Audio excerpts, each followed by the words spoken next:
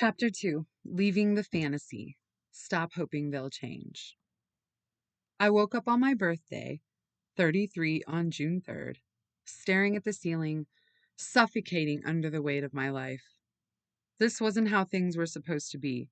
I was nearly 400 pounds. I felt miserable, and for the first time, I was starting to admit it to myself. How the fuck had I gotten here? How had it become this hard to be me? What was I doing in this life, in this house, in this marriage? I felt as if I'd woken up in this nightmare reality, my birthday bringing in some gift of clarity that I had been avoiding way too long. I lay there, watching sunlight stretch across the room, wondering if I'd ever feel truly happy again. It had been a year since I'd had the wool pulled off my eyes. The toxic traits my spouse had tortured me with for over a decade, found listed out in a Psychology Online article plain as day, almost as if my life was a page out of their research.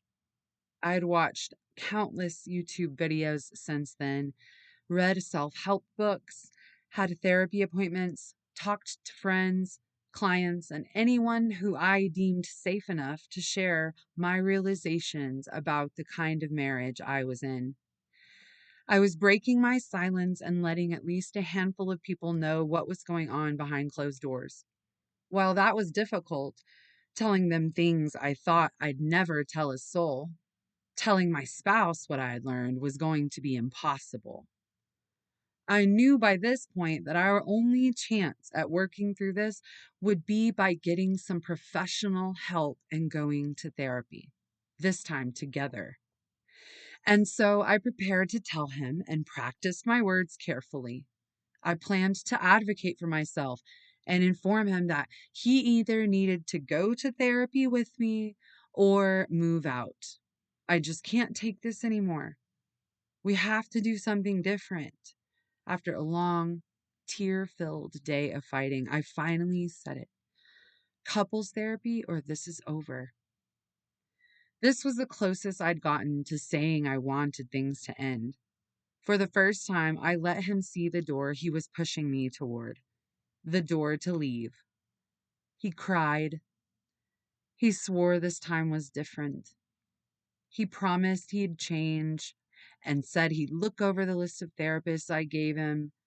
With tears in his eyes, he told me how much he didn't want to lose me, how much me and the kids meant to him, and how this time would be different. This time he meant it. This time he would change. 3 days later, it was like the conversation never even happened. Instead, he was pretending everything was fine, just like he always did. So, I gave it one more shot and handed him the printed list of therapists I'd found, same one I'd emailed him, only to have him go down the list and tell me why each of them was a bad fit without ever looking up a single one. He'd say things like, "This guy is an expert in codependency. Yeah, I'm independent, not codependent. I don't need that." One by one, his resistance to change grew as he picked apart this carefully curated printout of all the therapists I had spent weeks searching for. "Don't worry, I'll find someone who takes our insurance," he said. Resistance, excuse, lather, rinse, repeat. The cycle and pattern would have continued, but that was the last conversation that we had about it. He never found a therapist or counselor. He never spoke to me again about who takes our insurance. He just never brought it up again. Instead, he did what he'd always done. He hopped back on the roller coaster and set it to climb and just tried to keep looking up and love bomb me back into submission.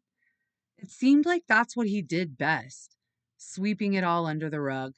Sweet text messages, sudden affection, grand gestures that seemed to come out of nowhere. His actions seemed to say, "See, things aren't so bad." And for a moment, I believed or wanted to believe it. I wanted to sink back into the illusion. It felt comfortable, familiar, easier, and predictable, even though I knew it wasn't safe. But something inside me refused to be fooled this time.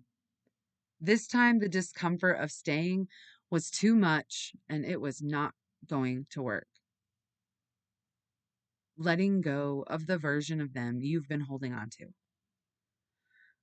Having this momentary birthday clarity or epiphany or whatever wasn't the first time I had laid in bed wondering who the hell I was married to. The truth had been whispering to me for years, but I kept shoving it aside, just like I had right after the wedding. Only a few weeks after our big day, I had the realization that the person I married was not who I thought he was. It wasn't something I knew all at once. It started as a trickle, and then it was a torrential downfall. All of a sudden, he started yelling and screaming and saying things to me that he had never said before our wedding day. Now that we were married, there was nowhere to leave or go home to or get away from each other. I felt stuck, and I started to question everything. What the fuck had I done? Had I made a huge mistake, or was this what it was like when people said that marriage was hard? Was this what they had really meant? I told him that he couldn't do these things. Not anymore. That's not how you speak to someone you love, I'd say, through tears at the vile things that spewed from his lips. I felt so wronged. The closest person to me, who was supposed to love and care for me, treated me so unfairly, so poorly. It felt unreal, realizing that he was not the person I thought he was. At least, he had never shown me this side of himself before the wedding. I felt like I'd been lied to and manipulated. But I wondered if maybe this was something that we could work through. After all, our marriage was still so new. We were young and still learning. I didn't want to chalk this up to a failure, not so soon. Marriage was never supposed to be easy. I had heard it all my life, how hard things were. We loved each other. Wasn't that going to be enough? I was hopeful and unprepared for the cycle of abuse just beginning, and I became complicit in staying and staying quiet to keep the peace. Why we cling to the fantasy. Truthfully, I saw so much potential in him. I loved whenever he was happy because that was the only time he was good to me. When life was easy, he was fun, charming, my best friend.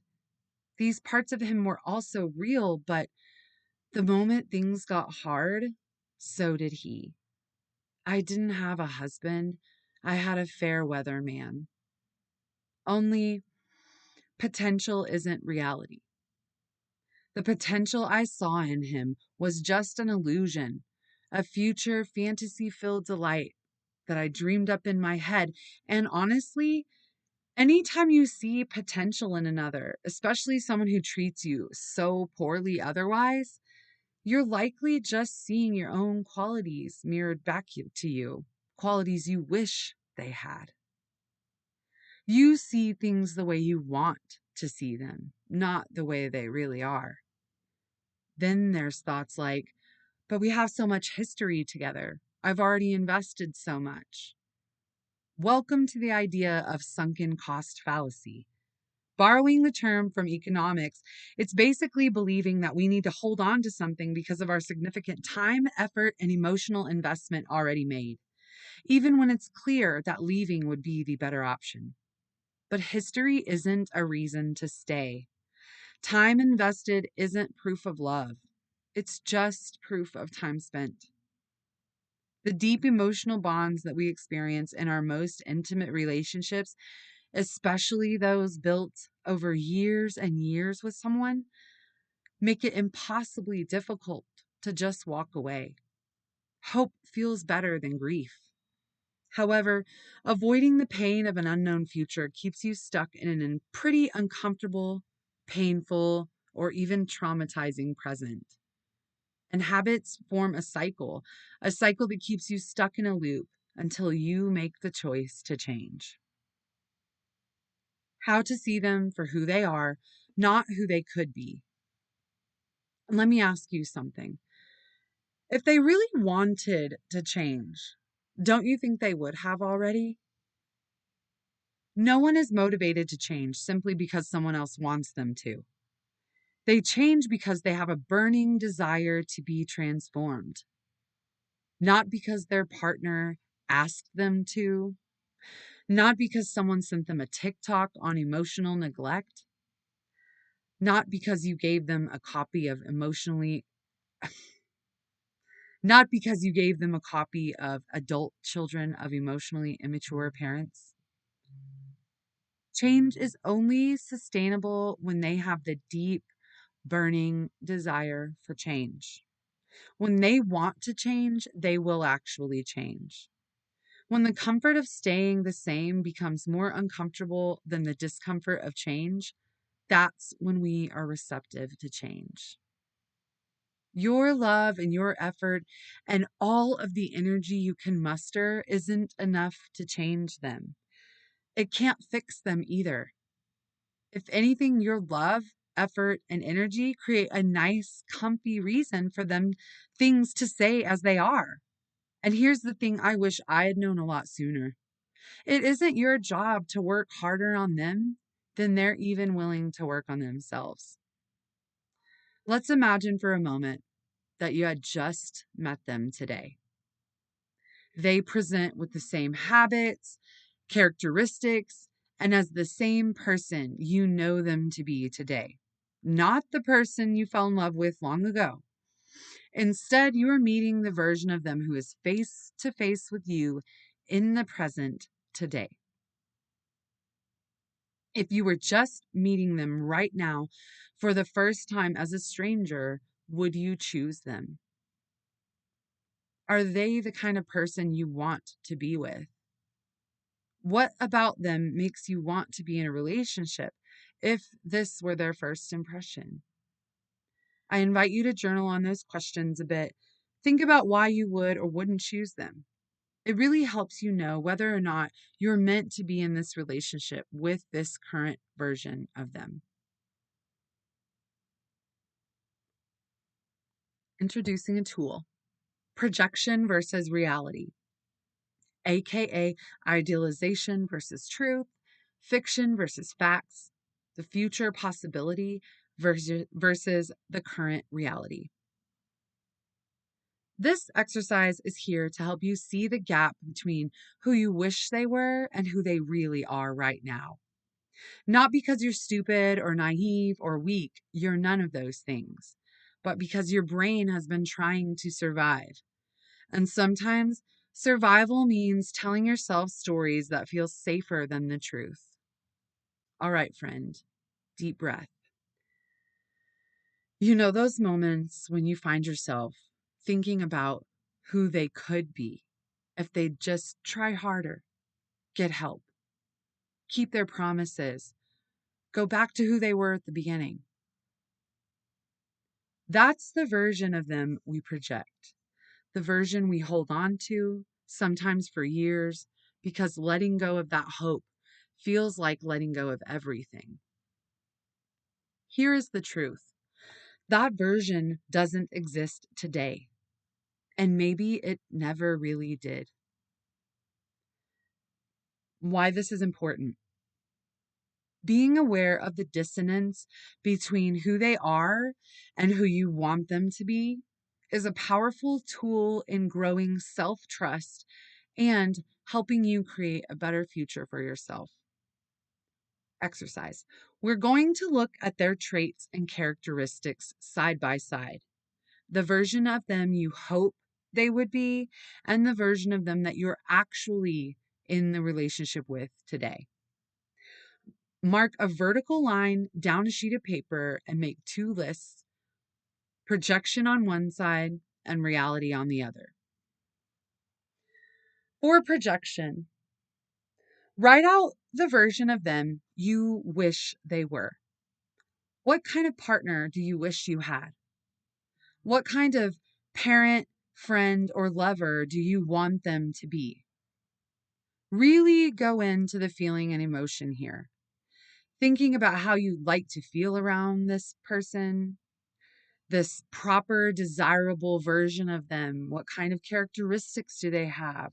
These might even be the lies you tell yourself or others about who they are. Reality. This is where you'll write out everything about this current day version of them.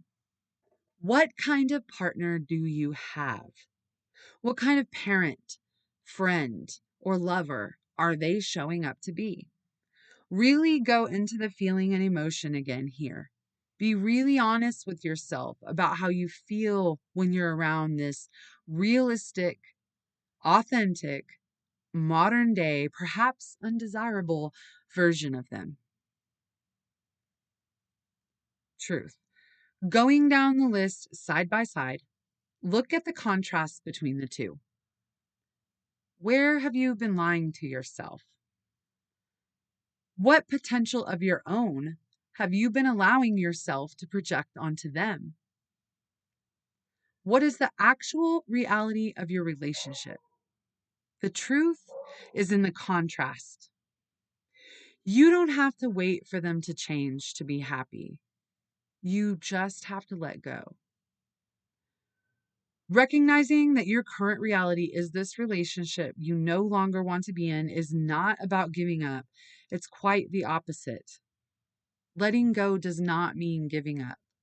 The act of releasing what no longer serves us might be painful and require discomfort to get us to where we want to be, but it opens the door to a future that we actually desire and not one that hurts us. If you could wave a magic wand and guarantee you'd have no regrets, what choices would you make today? I'll leave you with this one last thought. Another I wish I had seen in my early years of my relationship.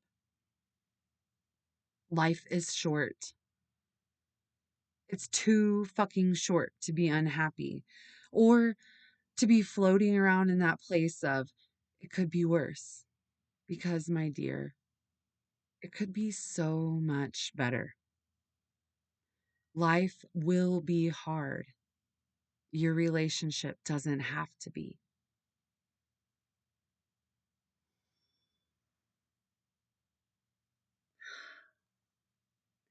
That concludes chapter 2 of my book, 23 Ways to Leave. My name is Mindy. Thanks for joining me again. And the greatest part about this entire chapter is that I will be sharing it with you, this recording, on June 3rd, on my 41st birthday. So I'm telling this story of something that happened to me literally 8 years ago, over this realization I'd had 9 years ago. And giving you these little tidbits of my life has been just really, it's feeding the authentic vulnerability that I crave so much. That's just such a deep value to me. And so it is a little scary to let you into my closet here and read these things to you that are so personable.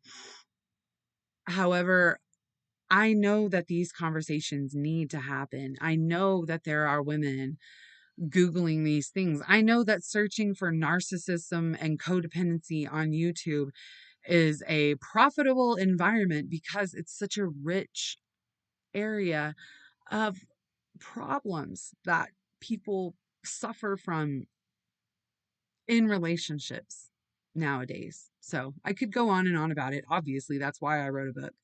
But here we are. Thank you again for sticking around and listening to this version of this book. I can't wait to see you again on the next one.